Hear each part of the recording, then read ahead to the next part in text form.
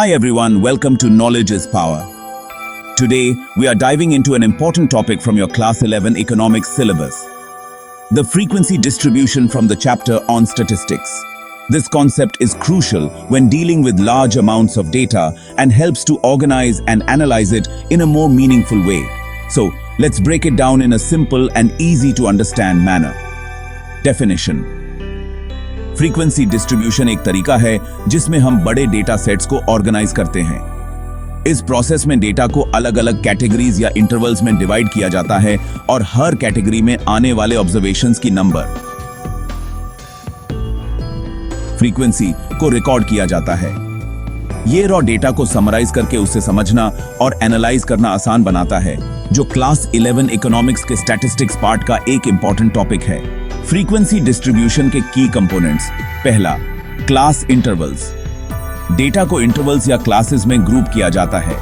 जैसे अगर हम फैमिलीज के इनकम का डेटा स्टडी कर रहे हैं तो इनकम डेटा को कुछ इंटरवल्स में डिवाइड किया जा सकता है, जैसे Rs10,000 to Rs20,000, Rs20,001 to Rs30,000 और ऐसे ही आगे। हर इंटरवल कुछ वैल्यूज का रेंज रिप्रेजेंट करता है। दूसरा, फ्रीक्वेंसी।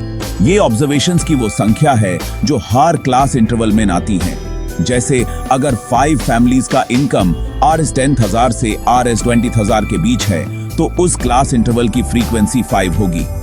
Third, class limits. हर क्लास की एक लोअर और अपर लिमिट होती है। जैसे इंटरवल Rs10,000 टू Rs20,000 में Rs10,000 लोअर लिमिट है और Rs20,000 अपर लिमिट। और चौथा, क्लास विड्थ। ये अपर और लोअर लिमिट के बीच का डिफरेंस होता है। इसका फॉर्मूला है क्लास विड्थ इल upper limit minus lower limit.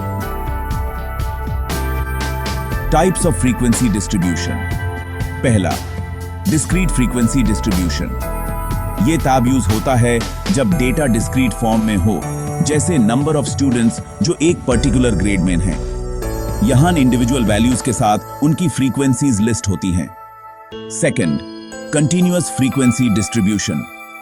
ये टाइप तब यूज होता है जब डेटा कंटिन्यूअस हो, मतलब ये किसी भी वैल्यू का रेंज ले सकता है, जैसे इनकम, वेट या हाइट।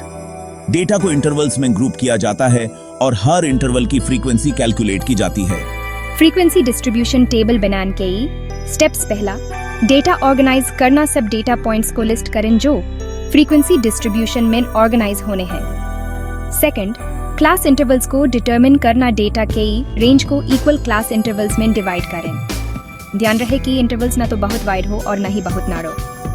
थर्ड, डेटा टैली करना हर डेटा पॉइंट के लिए। उसके कॉरेस्पॉन्डिंग क्लास इंटरवल में एक टैली मार्क करें। और फोर्थ, फ्रीक्वेंसीज को काउंट करना। हर क्लास इंटरवल में टैलीज को काउंट करके उस ग्रुप की फ्रीक्वेंसी निकालें। Cumulative frequency.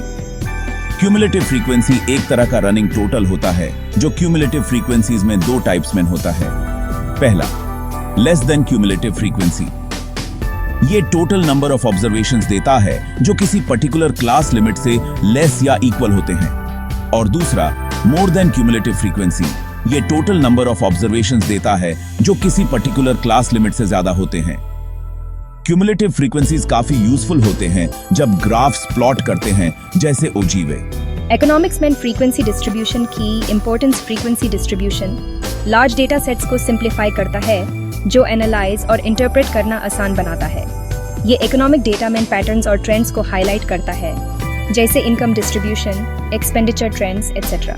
ये डिफरेंट ग्राफिकल रिप्रेजेंटेशंस बनाने के लिए बेस बनाता है, जैसे हिस्टोग्राम्स, बार चार्ट्स और फ्रीक्वेंसी पॉलीगॉन्स, जो स्टैटिस्टिकल एनालिसिस के लिए इंपॉर्टेंट टूल्स हैं। फ्रीक्वेंसी डिस्ट्रीब्यूशन का समझना इकोनॉमिक डेटा को एनालाइज करने और इन्फॉर्म्ड डिसीजंस लेने के लिए बहुत ज़रूरी है, जो इकोनॉमिक्स के हर लेवल पर एक कोर एस्पेक्ट है।